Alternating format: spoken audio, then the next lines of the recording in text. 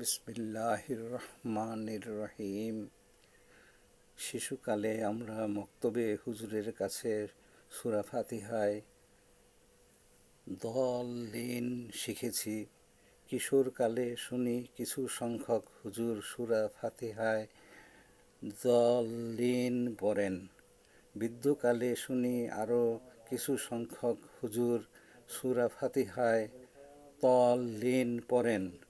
কোরআন শরীফে হরফটি দল-লিন, হরফটি দল-লিন ও না, তল-লিন ও না।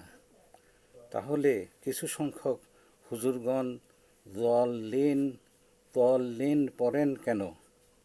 বাংলাদেশে ইউটিউবে শুনলাম হুজুরগণ দল-লিন পড়েন।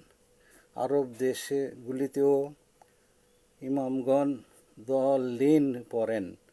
অতএব যাহারা দল-লিন তল-লিন পড়েন তাহারা ইউটিউব দেখে সহি শুদ্ধ পড়ার জন্য সবিনয় অনুরোধ করিতেছি।